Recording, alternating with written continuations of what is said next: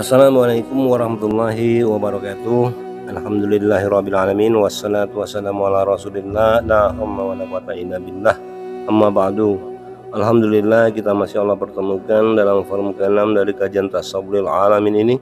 Semoga Allah senantiasa membimbing kita semua sehingga kita berada di jalan yang lurus, jalan orang-orang yang mendapatkan rahmatnya dan bukan jalan orang-orang yang tersesat. Pada kajian kali ini saya ingin mengajak sahabat semua untuk melihat eksistensi Allah dari perspektif kita sebagai makhluk ciptaannya.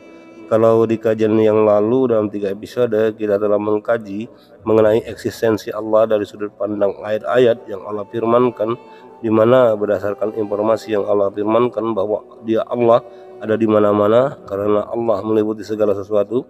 Kemudian Dia Allah lebih dekat dari yang tidak berjarak dengan kita, yaitu urat leher. Mengenai wujudnya, Allah menginformasikan bahwa Dia Allah Maha Zahir sekaligus Maha Batin.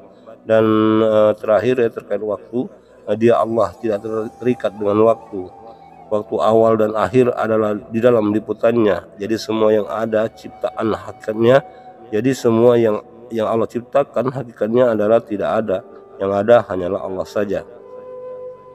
Pada kajian kali ini kita akan menerjemahkan eksistensi Allah tersebut dalam sudut pandang kita sebagai makhluk, di mana berangkat dari satu pengalaman pribadi saya yang mendapat satu pertanyaan dari seorang teman tentang kata wujud. Teman kita tersebut bertanya seperti ini, mengapa tidak ada kata wujud di dalam Al-Quran? Sebetulnya redaksi pertanyaan ini senada dengan pernyataan dari kalangan elit agamawan kita, di mana kurang lebih seperti ini pernyataannya. Di dalam Al-Quran itu tidak ada satu dalil pun yang mengatakan bahwa Allah itu ada atau wujud. Tidak ada ayat yang menerangkan bahwa Allah itu ada atau wujud. Kata wujud ini sangat erat kaitannya dengan ketauhidan.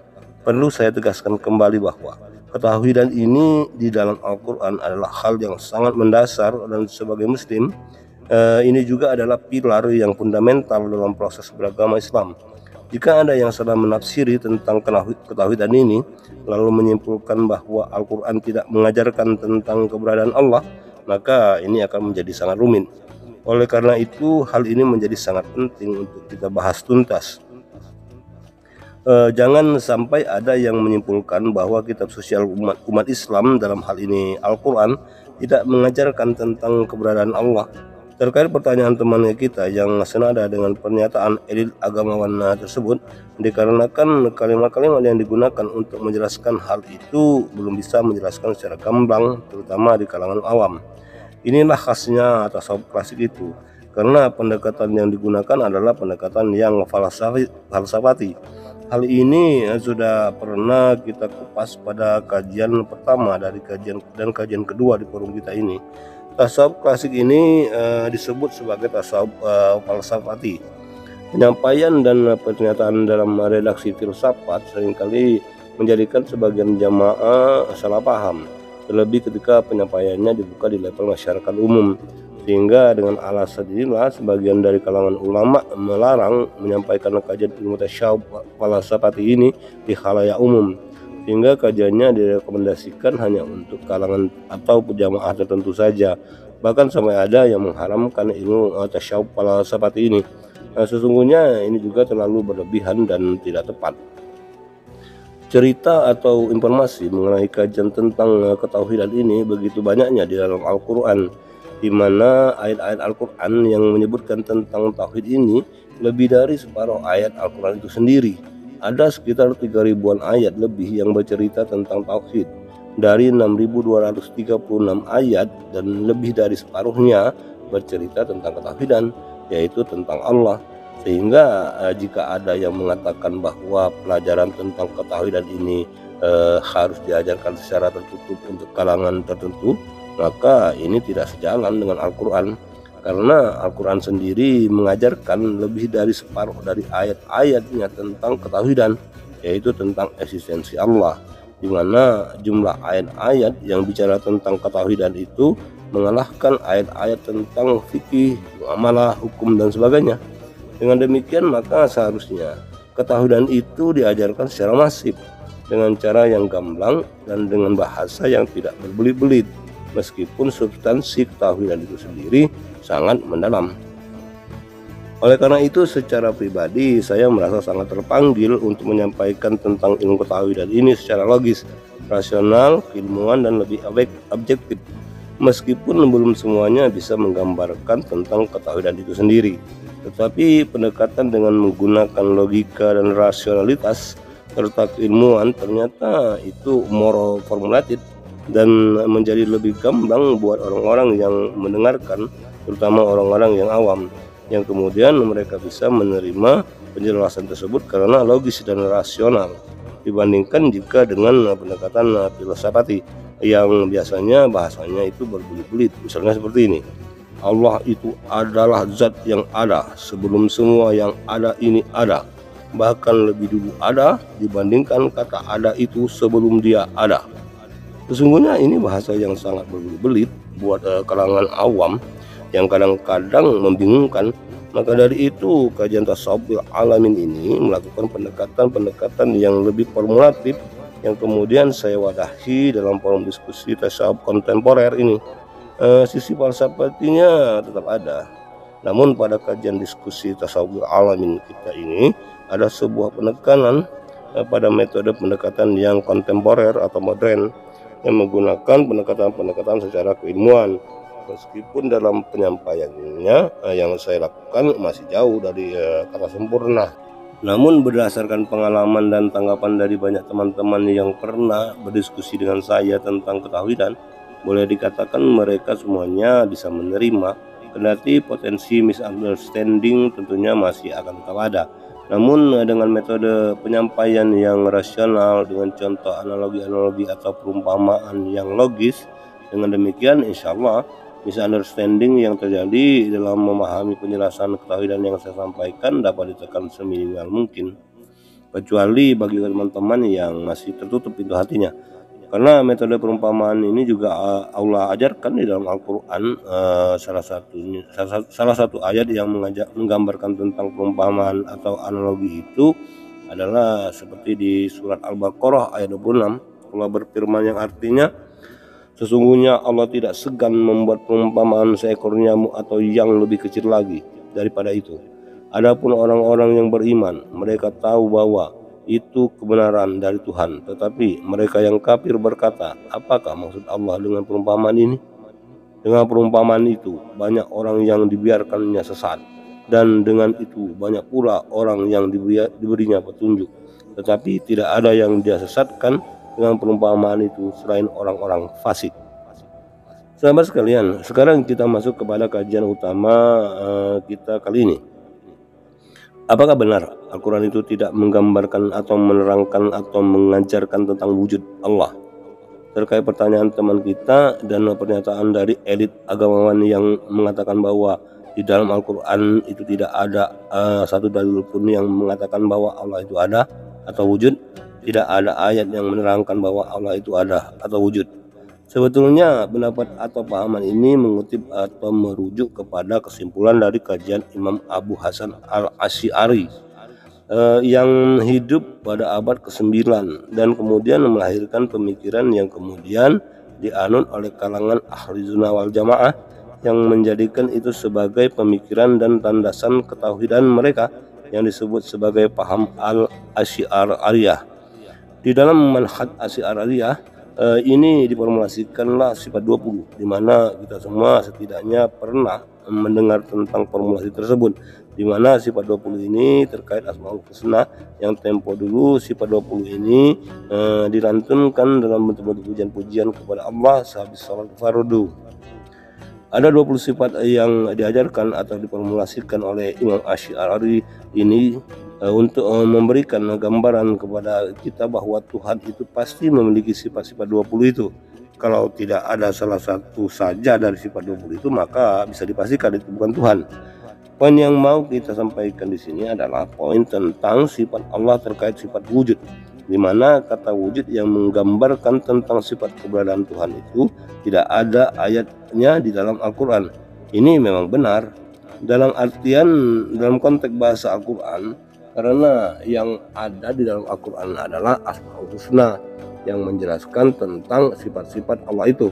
Yang kemudian ada yang mengatakan 99 Asmaul Husna, ada juga yang mengatakan 100. Tetapi poin yang jadi penting dan kemudian menghebohkan adalah ketika ada seorang elit agamawan yang mengatakan bahwa sifat wujud Allah itu tidak diajarkan di dalam Al-Quran. Bahkan kemudian dikatakan, coba berikan dalilnya, apakah Allah itu ada menurut Al-Quran? Nah, tidak ada kan? Kalimat atau pernyataan seperti inilah yang menjadi misunderstanding sehingga kita harus melakukan klarifikasinya. Di dalam Al-Quran kata wujud itu tidak digunakan untuk menggambarkan eksistensi Allah. Kenapa? Mari kita coba lakukan analisanya seperti ini.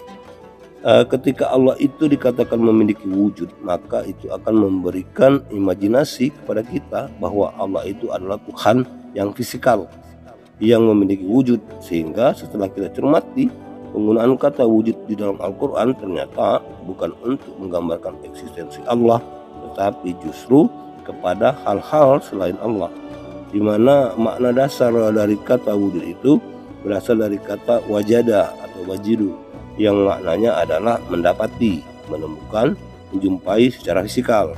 Sehingga karena itulah mengapa kata wujud di dalam Al-Quran tidak digunakan untuk menggambarkan eksistensi Allah, karena akan membatasi imajinasi kita atau pemahaman kita tentang eksistensi Allah. Diksi kata wajada atau wujud di dalam Al-Quran banyak digunakan sebagai kata kerja, yaitu mendapati sesuatu atau menemukan sesuatu atau menjumpai sesuatu yang bersifat fisikal. Misalnya yang Allah firmankan di dalam surat Al-Baqarah ayat 26, Allah berfirman, A'udzubillahi minasyaitonirrajim.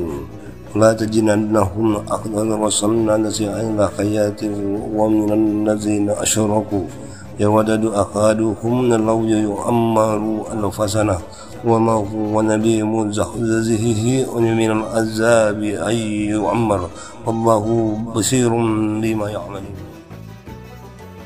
Yang artinya, dan sungguh engkau Muhammad akan mendapati mereka orang-orang Yahudi manusia yang paling tamak akan kehidupan dunia, bahkan lebih tamak dari orang-orang musyrik.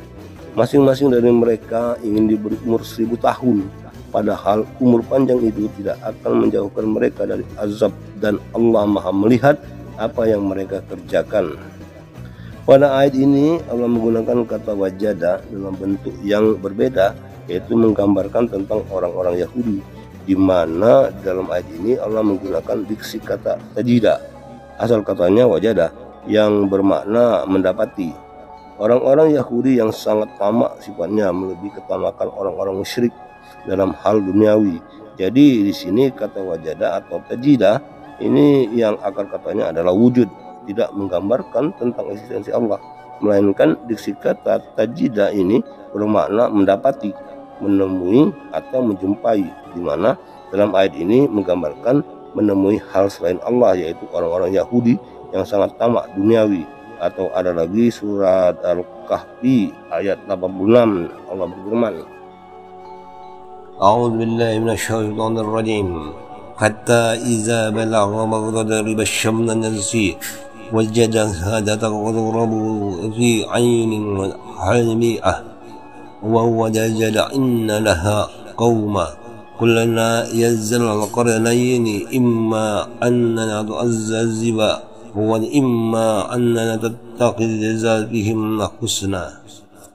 Yang artinya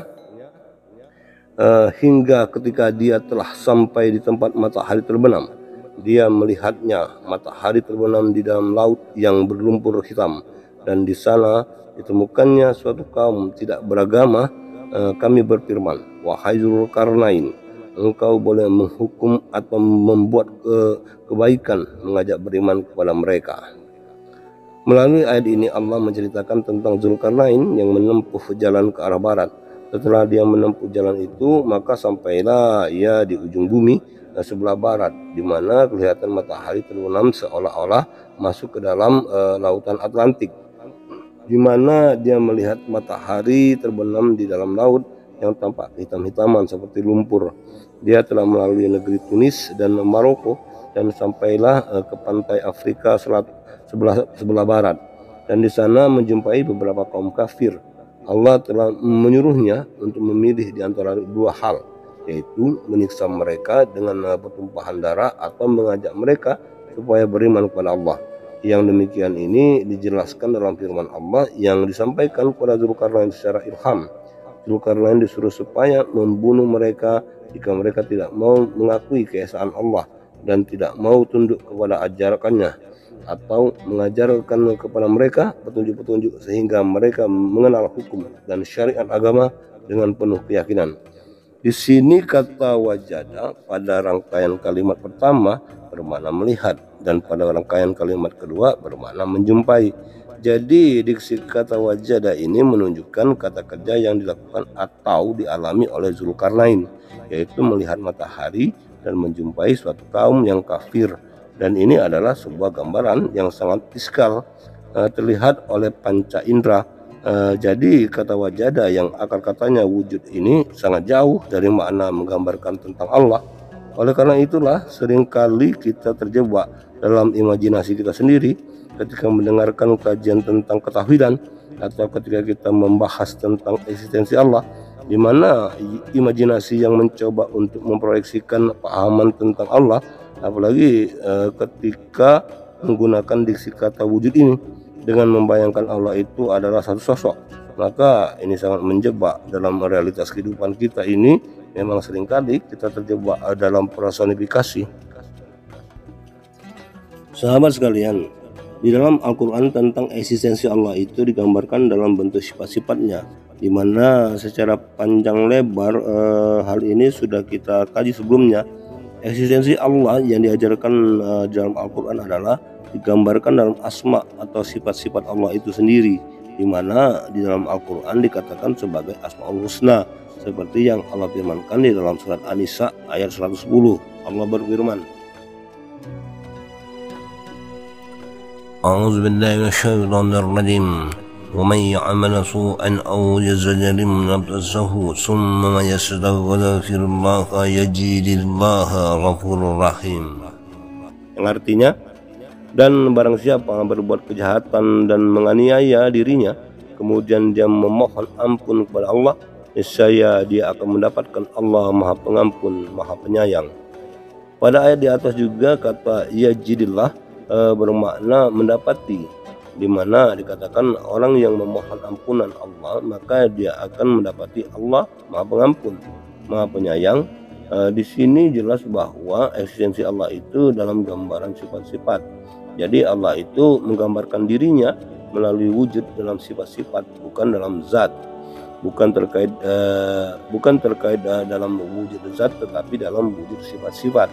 Dengan demikian kita tidak menjadi terlalu berimajinasi akan wujud dalam bentuk zat tentang Allah itu, melainkan wujud dalam bentuk sifat-sifat, dan sifat-sifatnya itu tidak dalam bentuk satu kata, melainkan 99 kata yang disebut dengan Asmaul Husna. Formulasi yang seperti inilah yang dapat memberikan pemahaman yang lebih luas dan mendalam di dalam jangkauan imajinasi yang tidak terbatas, dibandingkan dengan memaknai wujud Allah itu dalam bentuk zat yang justru akan menjebak kita kepada imajinasi yang mengarah kepada satu sosok yang kadang-kadang dibayangkan seperti sosok manusia, kadang-kadang dibayangkan seperti sosok yang sedang duduk di sebuah singgasana. Kemudian juga ada yang membayangkan bertemu berhadapan dengan sosok Allah ketika di akhirat kelak dan sebagainya. Justru yang demikian menyalahi, karena Allah mengatakan bahwa semua yang kalian bayangkan tentang sosoknya adalah salah semuanya. Selain dari menggunakan diksi-diksi yang menggambarkan sifat-sifat Allah, Al-Quran juga menggambarkan tentang esensi Allah itu dengan kalimat-kalimat yang tegas, dengan meniadakan Tuhan-Tuhan yang lain selain Dia, bahkan tiada segala sesuatu apapun selain Dia. Sesungguhnya yang ada itu hanya Allah. Selain dari Allah adalah semu belaka. Ayat-ayat tentang penegasan ini bertaburan di dalam Al-Quran. Ada ratusan ayat yang menegaskan peniadaan Tuhan-Tuhan selain Allah ini. Misalnya di dalam surat Al-Baqarah ayat 163, Allah berfirman, A'udzu billahi minasyaitonir rajim. wa ilahukum ilahu wahid la ilaha illa huwal rahmanur rahim, yang artinya dan Tuhan kamu adalah Tuhan yang Maha Esa, Dia ada Tuhan selain Dia yang Maha Pengasih, Maha Penyayang. Ayat ini dengan tegas mengatakan bahwa tidak ada Tuhan-Tuhan yang lain selain Allah, tidak ada eksistensi yang lain selain eksistensi Allah, Tuhan yang Esa dan satu-satunya. Ini adalah ungkapan yang sangat lugas dan tegas untuk memberikan informasi bahwa yang ada itu hanyalah Allah, dan selain Allah itu sesungguhnya tidak ada, alias fata morgana. Atau di dalam surat Al-Imran ayat 2 Allah berfirman, A'udzubillahi minasyaitonirrajim, Allahu la ilaha illa huwal hayyul qayyum, yang artinya Allah tidak ada Tuhan selain Dia yang Maha Hidup, yang terus menerus mengurus makhluknya. Surat Al-Imran ayat 2. Ayat ini menegaskan bahwa Tuhan yang berhak disembah tidak lain hanyalah Allah Subhanahu wa Ta'ala yang hidup kekal. Dalam artian bahwa selain dari Allah sesungguhnya tidaklah hidup, tetapi dihidupkan oleh Allah yang Maha Hidup. Kemudian Allah juga terus-menerus mengatur dan menjaga makhluknya. Jadi ungkapan tentang eksistensinya langsung dikaitkan dengan sifat-sifatnya, operasional sifatnya, dinamis, dalam bentuk kata kerja atau kata keadaan, dan tidak dalam bentuk kata benda. Karena jika dalam bentuk kata benda maka akan menjebak kita pada imajinasi, yaitu justru merendahkan eksistensi ketuhanan itu sendiri. Di surat Taha ayat 8 Allah memberikan gambaran eksistensinya terkait dengan Asmaul Husna.